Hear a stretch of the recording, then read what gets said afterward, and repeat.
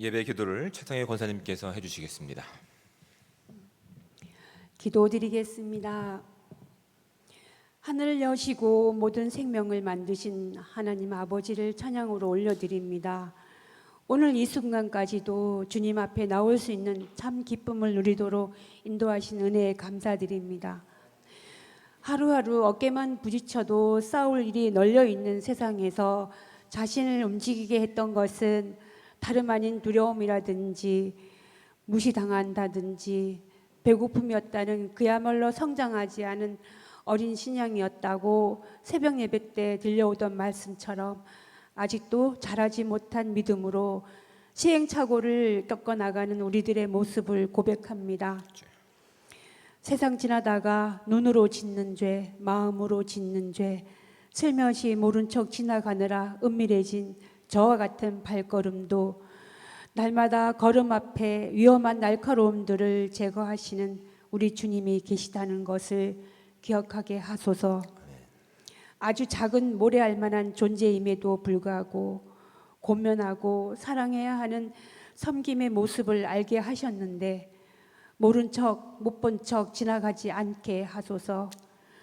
봉사할 수 있는 건강을 주셨는데 귀찮아하지 않게 하시고 감사함으로 그 자리에 저희가 있게 하소서. 오늘도 저희를 움직여서 이 예배를 드릴 수 있게 하심도 주님 인도하심이라는 것을 알게 하시고 감사함으로 가득 채워지는 예배되게 도우시옵소서. 분주했던 것들과 모든 연약함들을 내려놓고 간절함으로 귀 기울이게 하소서. 말씀 앞에 졸리지 않게 하옵소서. 말씀 선포하시는 민동주 목사님과 저희들에게 충만한 은혜가 잔잔한 강같이 흘러들어와 저희를 덮으소서. 거대한 파도가 되어 출렁이게 하소서. 빛나는 햇살 자락에 팔 벌린 나무처럼 하늘 우러르게 하소서.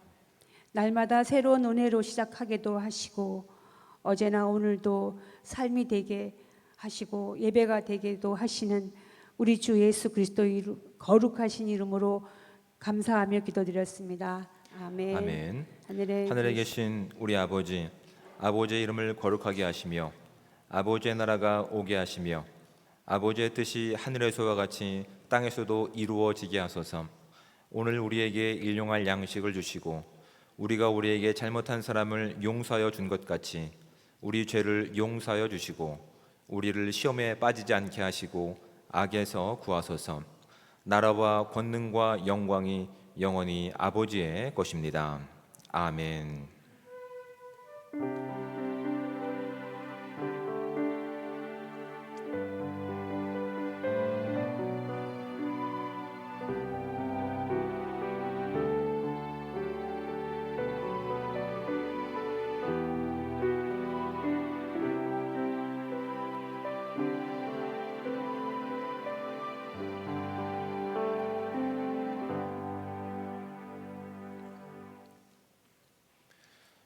교회 소식을 알려드리겠습니다.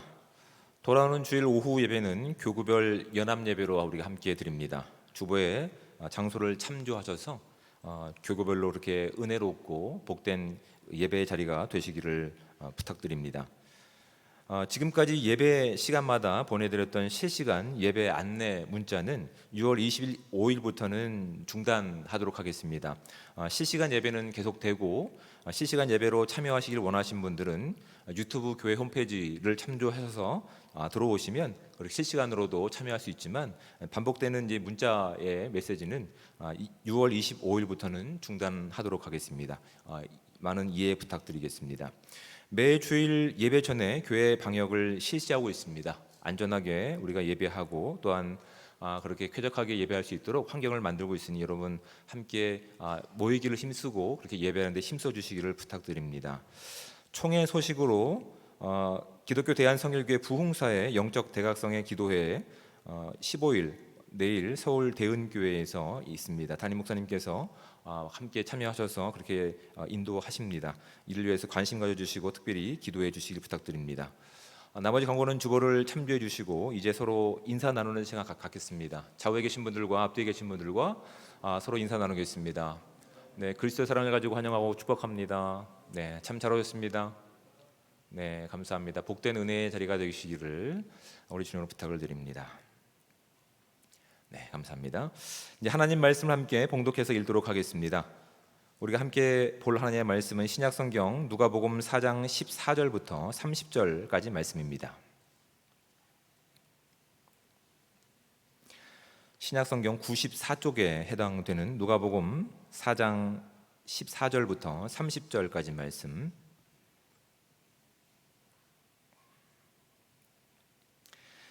가능하신 분들은 저와 함께 한 목소리로 30절까지 말씀을 함께 합독해서 읽도록 하겠습니다. 예수께서 성령의 능력으로 갈릴리에 돌아가시니 그 소문이 사방에 퍼졌고 친히 그 여러 회당에서 가르치심에 뭇 사람에게 칭송을 받으시더라. 예수께서 그 자라나신 곳 나사렛에 이르사 안식일에 늘 하시던 대로 회당에 들어가사 성경을 읽으려고 서심해 선지자 이사야의 글을 들이거늘 책을 펴서 이렇게 기록된 데를 찾으시니 곧 주의 성령이 내게 임하셨으니 이는 가난한 자에게 복음을 전하게 하려 하시려고 내게 기름을 부으시고 나를 보내사 포로된 자에게 자유를 눈먼 자에게 다시 보게 함을 전파하며 눌린 자를 자유롭게 하고 주의 은혜의 해를 전파하게 하려 하심이라 하였더라. 책을 덮어 그 맡은 자에게 주시고 앉으시니 회당에 있는 자들이 다 주목하여 보더라. 이에 예수께서 그들에게 말씀하시되 이 글이 오늘 너희 귀에 응하였느니라 하시니 그들이 다 그를 증언하고 그 입으로 나오는 바 은혜로운 말을 놀랍게 여겨 이르되 이 사람이 요셉의 아들이 아니냐. 예수께서 그들에게 이르시되 너희가 반드시 의사야 너 자신을 고치라 하는 속담을 인용하여 내게 말하기를 우리가 들은 바 가버나움에서 행한 일을 내 고향 여기서도 행하라 하리라. 또 이르시되 내가 진실로 너희에게 이르노니 선지자가 고향에서는 환영을 받는 자가 없느니라. 내가 참으로 너희에게 이르노니 엘리야 시대에 하늘이 3년 6개월간 닫히어 온 땅에 큰 흉년이 들었을 때에 이스라엘에 많은 과부가 있었으되 엘리야가 그 중 한 사람에게도 보내심을 받지 않고 오직 시돈 땅에 있는 사렙다의 한 과부에게 뿐이었으며 또 선지자 엘리사 때에 이스라엘에 많은 나병 환자가 있었으되 그 중에 한 사람도 깨끗함을 얻지 못하고 오직 수리아 사람 나아만 뿐이었느니라. 회당에 있는 자들이 이것을 듣고 다 크게 화가 나서 일어나 동네 밖으로 쫓아내어 그 동네가 건설된 산 낭떠러지까지 끌고 가서 밀쳐 떨어뜨리고자 하되 예수께서 그들 가운데로 지나서 가시니라. 아멘. 이 시간 10여전도에서 나오셔서 특별 찬양해 주시겠습니다.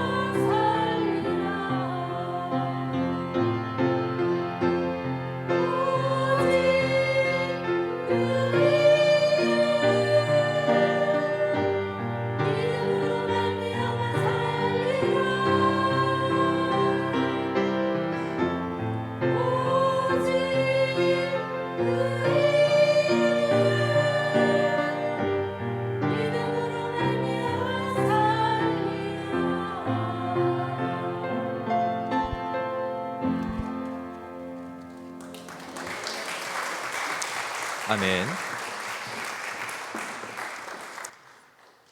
네, 귀한 찬양에 감사를 드립니다.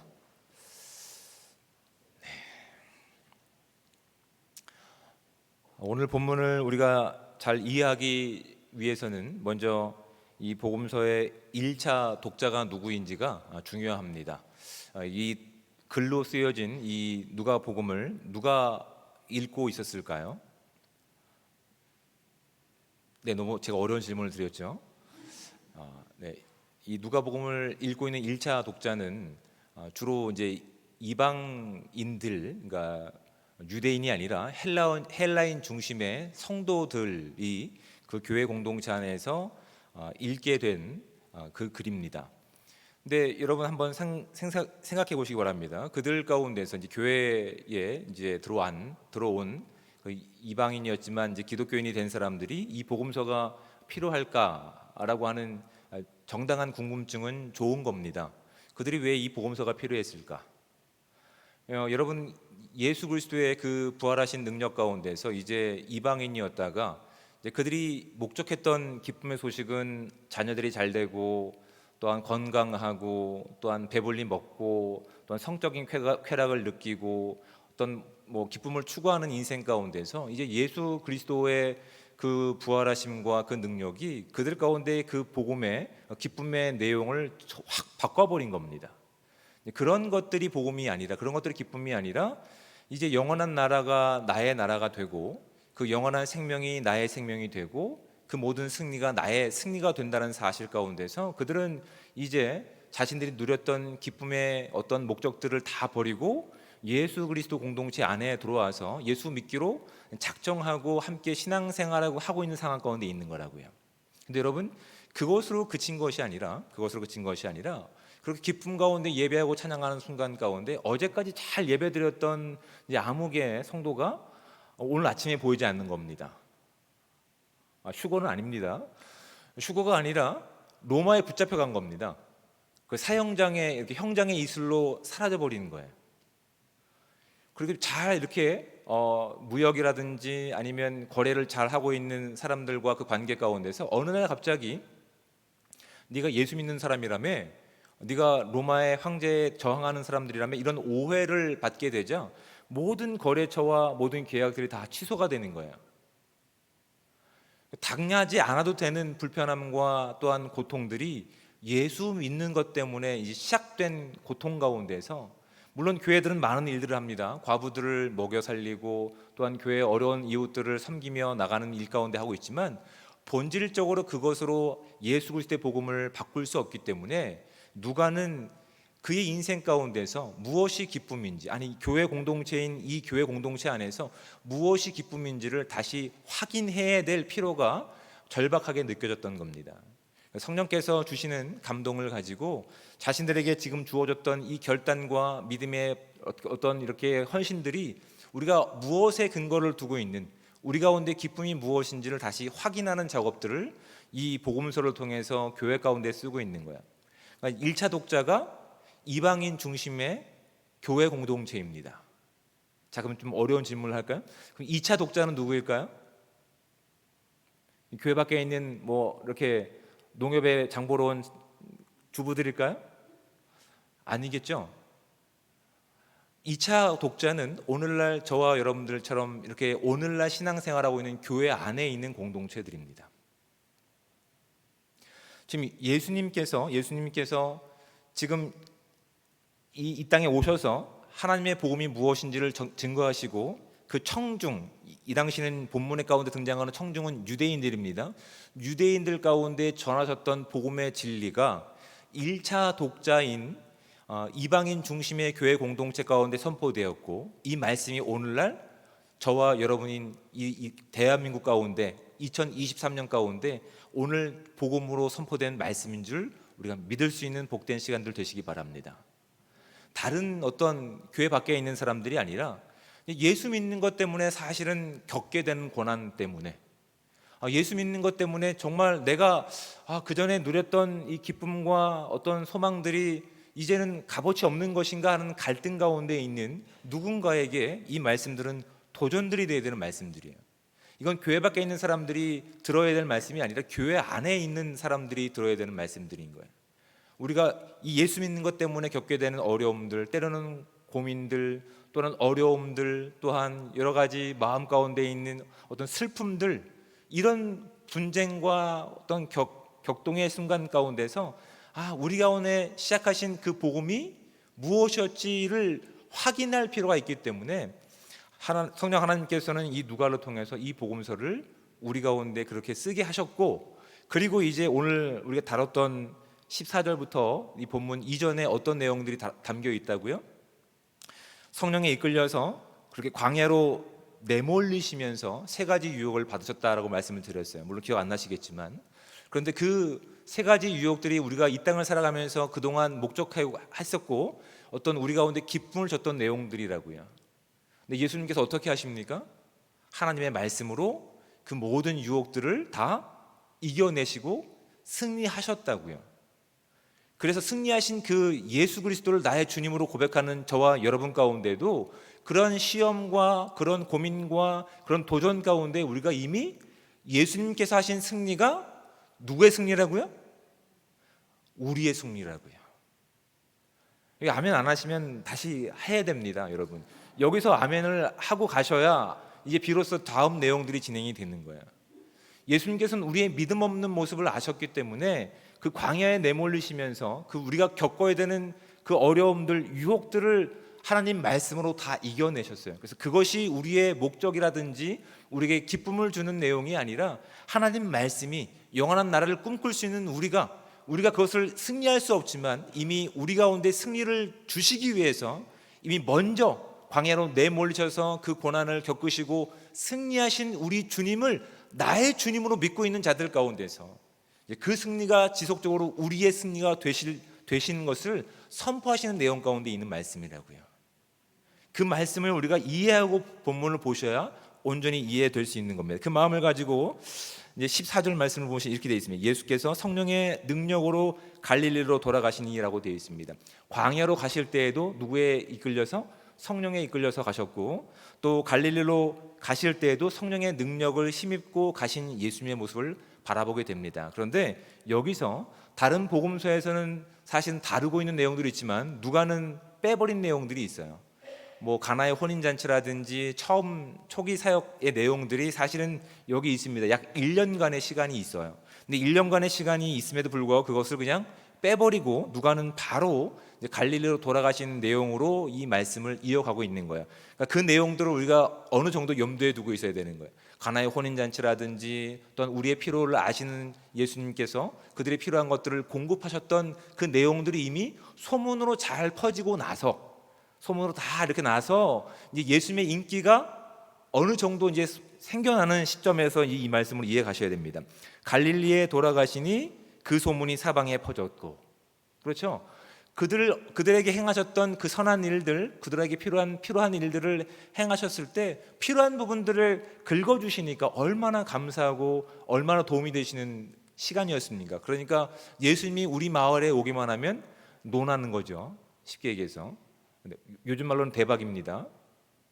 이렇게 반응을 안 하시면 대박이 나는 거죠. 쉽게 얘기해서 예수님이 우리 동네에 오시면 대박 나는 겁니다. 그러니까 소문이 지금 이렇게 사방에 퍼진 겁니다. 그러니까 이 소문은 인기와 유명세를 뜻합니다. 예수님이 이런 일을 하셨어. 예수님이 우리 동네에 오시면 이런 일도 가능하대. 그러니까 예수님이 오기를 당연히 기다리겠죠. 그렇죠? 예수님이 오시기를 기다리고 있는 상황 가운데서 근데 예수님께서 하시는 일들은 이제 15절 말씀입니다. 친히 그 여러 회당에서 가르치심에 무사람에게 칭송을 받으시더라. 누가는 의도적으로 이 1년간의 기록 가운데서 그런 기적 사건들을 빼고 이야기하고 있는 겁니다. 그리고 어떤 이야기에 집중하고 있냐면 여러 회당에서 계속해서 가르치시는 일 가운데 집중하고 있는 거예요. 이런 의도가 있습니다. 이런 목적이 있습니다. 왜냐하면 예수님께서 이 땅에 오신 목적과 의도가 단순히 이 땅에서 필요한 우리의 어떤 필요를 채워주시는 그것이 예수님께서 허락하실 선물하실 기쁨의 소식과 혼동될 것을 누가는 염려하고 있었다고. 왜요? 지금 이 복음서의 1차 독자는 어떤 상황 가운데 있다고요? 이미 그 모든 것들을 누렸던 사람들이라고요. 그 모든 것들을 누렸던 인물들이었지만 예수 그리스도의 복음을 듣고 나서 그 모든 것들을 잠시 내려놓고 예수 그리스도 안에 들어와서 말씀의 그 달콤함과 그 말씀의 진리와 그 생명과 영생을 맛보고 나서 야, 이게 진정한 기쁨이구나, 이게 진정한 내일이 보장된 내 삶이구나를 느끼고 있는데, 막상 현실의 삶은 어떻다고요? 현실의 삶은 과거에 우리가 이렇게 영향을 받았던 그 문제가 여전히 지속되고 있는 거라고. 그때 흔들리는 거라고. 야, 내가 이것 때문에 예수 믿기 시작했나? 내가 이러려고 예수 믿기로 작정했나? 내가 이것 때문에 예배하고 있는 건가? 기도하고 있는 건가? 그럴 때 이 말씀이 우리가 도전이 되는 말씀으로 다가올 수밖에 없는 거라고요. 말씀을 계속 보실까요? 16절 말씀. 예수께서 그 자라나신 곳 나사렛에 이르사 안식일에 늘 하시던 대로 회당에 들어가사 성경을 읽으려고 서심해 선지자 이사야의 글을 드리거늘 책을 펴서 이렇게 기록된 데를 찾으시니 곧 이 말씀인지 이사야의 말씀입니다. 주의 성령이 내게 임하셨으니 이는 가난한 자에게 복음을 전하게 하시려고 내게 기름을 부으시고 나를 보내사 포로된 자에게 자유를, 눈먼 자에게 다시 보게 함을 전파하며 눌린 자를 자유롭게 하고 주의 은혜의 해를 전파하게 하려 하심이라. 아멘. 이 말씀은 희년에 대한 말씀입니다.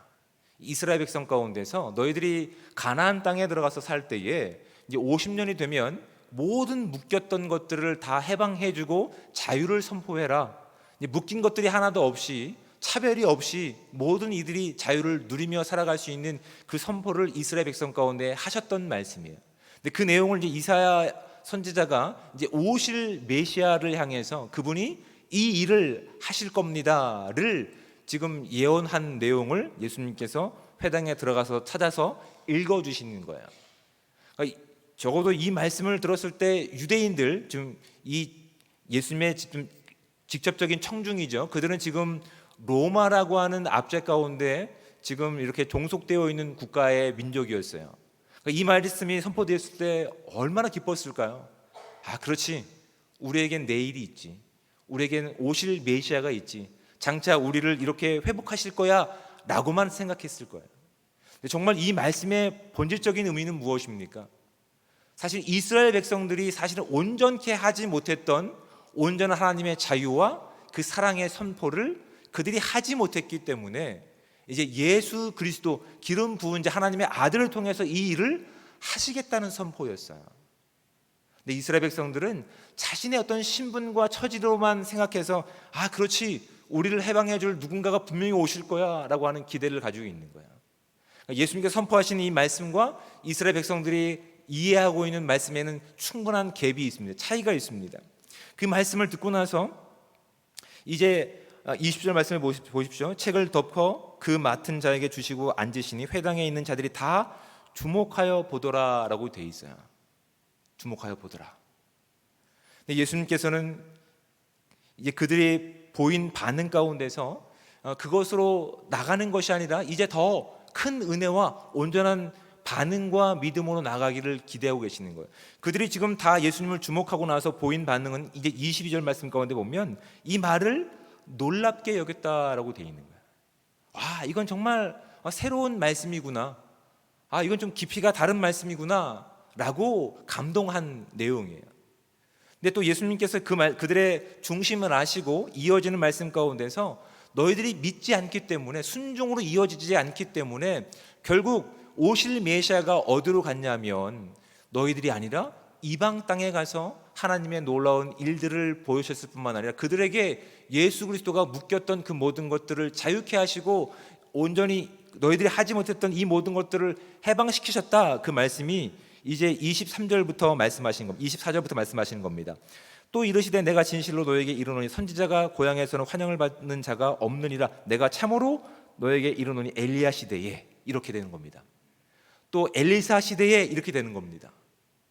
너희들이 믿지 않고 그 믿음이 순종으로 이어지지 않고 단순히 놀라고 감동하고 감격하는 것으로 그쳤기 때문에, 그것으로 충분하지 않기 때문에 너희들에게 먼저 해당되고 너희들 가운데 기쁨의 소식이 은혜롭게 다가와야 되는 순간임에도 불구하고 그 은혜는 이방에게 넘겨졌다라고 하는 말씀이 이 본문의 중심적인 내용들이에요.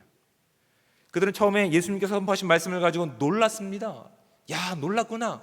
근데 예수님께서 그들의 그 논란 가운데서 그 믿음이 순종으로 이어지지 않자 이어지는 말씀을 통해서 그렇게 말씀하시자 그들이 어떻게 반응하냐면 28절 말씀을 보십시오. 회당에 있는 자들이 이것을 듣고 다 크게 화가 나서라고 얘기합니다. 분노하는 겁니다. 하나님 말씀을 듣고 잠깐 감격하고 기쁨 가운데 잠깐 누렸지만 결국 그것으로 순종으로 이어지는 믿음으로 나아가지 않았을 때 왜 하나님 이러시는 거예요? 왜? 제가 이러려고 하나님 믿는 거 아니잖아요. 하나님께 분노하는 내용 가운데서 이제 하나님께서 우리 가운데 어떤 일을 행하셨는지에 관심보다는 나의 잘못된 반응과 나의 잘못된 욕심과 열망이 분노하는 것으로 나타납니다. 근데 이것을 그치지 않습니다.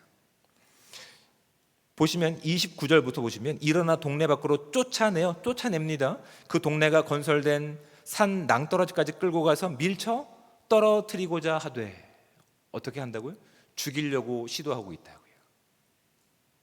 내가 기대한 메시지가 들어오지 않자 하나님께서 우리 가운데 선물해 주실 그 귀한 기쁨의 소식이 아니라 내가 이 땅에서 누릴, 내가 주목받고 내가 성공하고 내가 인정받는 것 가운데서 나는 그렇게 잘 믿는 거다라고 생각했는데 예수님께서 전곡을 찌르시는 그 말씀 가운데서 이제 본성이 드러나는 거예요. 처음에는 감동했고 눈물을 흘렸고 그런데 그것이 삶의 모습으로 반영되지 않죠. 예수님께서는 그들의 중심을 지적하신 겁니다. 분노하는, 욱하는 거야. 내가 이러려고 예수 믿었어? 교회가 여기밖에 없어? 누구에게 하셨다고요? 이 말씀을 교회에게 하신 말씀이라고요. 우리가 신앙생활을 하면서 예수 그리스도께서 우리 가운데 전해주신 정말 기쁨의 소식이 있습니다. 우리가 할 수 없는 진정한 화해와 용서와 사랑을 오직 예수 그리스도의 십자가의 그 구속하심을 가지고 우리는 이제 조금씩 흉내를 내면서 그 영원한 것이 우리 가운데 있기 때문에 영원한 것을 소유한 우리가 이 땅의 제한적인 것 가운데 욕심내지 않고 양보할 수 있는 여유가 생기는 거라고요. 그들을 마음 가운데 품고 기도할 수 있는 여유들이 생기는 거라고요. 그런데 우리가 예수 그리스도의 말씀을 어떻게 이해하고 있습니까? 하나님 이거 주십시오, 저거 주십시오, 제가 이거 반드시 성공해야 되겠습니다, 하나님 이거 예수 믿는 거 쪽팔려서 못하겠습니다, 이러고 있는 모습 가운데 이걸 들어주지 않으신다면 어떻게 한다고요? 화를 내고 예수 그리스도를 동네 밖에 죽이려고 내몬다라고 성경은 기록하고 있는 거라고요. 이게 예수 그리스도의 말씀을 들은 교회가 보일 정당한 반응일까요? 여러분, 정당한 반응이란 무엇일까요? 여러분, 저희 아이들이 드라이 아이스를 처음 보고 이렇게 물속에 넣으니까 기포가 뽀글뽀글 올라오면서 그렇게 안개가 깔리는 걸 보고 되게 신기했습니다. 근데 제가 주의를 줬습니다. 그거 만지면 화상 입어라고 얘기를 했어요. 주의를 준 거죠. 주의를 주고 나서 당연히 이제 안 만지면 되지만 아이들이 그럴까요? 그렇지 않습니다. 아이들은 꼭 궁금한 걸 만져보거나 입에 대봅니다. 입에 대고 나서는 깜짝 놀라는 거죠. 뜨겁다고 난리를 치는 거죠. 여러분, 이게 정당한 반응입니다. 자극이 있으면 그 자극에 대한 정당한 반응을 보여야지, 드라이 아이스를 만지고도 어우 시원하다 라고 한다면 이건 이상한 거라고요. 드라이 아이스를 모르시는구나. 그렇다면 여러분, 냄비로 바꿀까요? 여러분, 된장을 맛있게 끓여놓고 뚝배기에 그 된장을 가져왔을 때 뜨거우니까 조심하라고 얘기했는데 괜찮아라고 만졌을 때 당연히 정상적인 사람이라고 한다면, 정상적인 반응이라고 한다면 뜨거워해서 귀를 갖다 대야죠. 그렇죠? 뜨거우면. 근데 뜨거운데 따뜻하네, 하루의 피로가 다 식네, 이건 정당한 반응이 아닌 겁니다. 예수님께서 이미 광야로 내몰리시고 나서 예수님께서 보이실 정말 진정한 복음의 진수가 무엇인지를 그들 가운데 보이시고 나서 이제 회당마다 찾아가셔서 그 복음의 진실이 무엇인지를 드러내셨을 때 그들 가운데 기대하셨던 정당한 반응은 하나님께 나아가서 진정한 예배 드리는 겁니다. 할렐루야 외치고 아멘 하는 겁니다. 근데 그 교회는, 지금 그 공동체는 두리뭉실한 거예요. 이거 맞나? 이게 정말 맞나? 그냥 찬양이 뜨거울 때는, 어떤 말씀이 괜찮을 때는 막 은혜 받는 것 같고 괜찮은 것 같은데 정작 이 예배당을 나가서 삶의 현실 가운데 들어갔을 때 조금이나마 손해보는 일 가운데는 우리는 전혀 우리의 경계심을 놓치지 않습니다. 내가 언제 눈물을 흘렸는지 기억조차 하지 않습니다. 그렇다면 그것이 예수 그리스도로 인한 진정한 기쁨을 소유한 자들이 보일 정당한 반응일까요? 그렇지 않다는 것을 예수님께서는 본문을 통해서 우리 가운데 말씀하고 있는 거라고요. 21절 말씀을 함께 보도록 하겠습니다. 그들이 다 그를 증언하고 이에 예수께서 그들에게 말씀하시되 이 글이 오늘 너희 귀에 응하였느니라. 아멘. 예수님께서는 선지자의 입을 통해서 예언되었던 하나님의 말씀을 지금 당신이 읽어내심으로 인해서 어떻게 하시는 거예요? 이 성경의 원 저자의 입술을 통해서 이것을 다시 한번 언급하실 뿐만 아니라 이것을 지금 완성하고 계시는 거예요. 너희들이 만들 수 없는, 너희들이 꿈꿀 수 없는 영원한 생명이 있기 때문에, 영원한 하나님 나라를 소유했기 때문에 비로소 할 수 있는 자유의 선포와 사랑과 용납함을 이제 내가 그것을 이루겠다. 이 말씀을 오늘 이 말씀이 너희 가운데 응하였느니라, 이루어졌느니라, 선포하였느니라고 말씀하시는 거라고요. 여기 우리 보일 반응이 뭐라고요? 아멘. 아멘 해야 2차 독자인 저와 여러분들이 진정한 예수 그리스도의 복음이 무엇인지를 우리가 고백하고 있는 거라고요. 정당한 그 복음 가운데 반응을 보이고 있는 거라고요.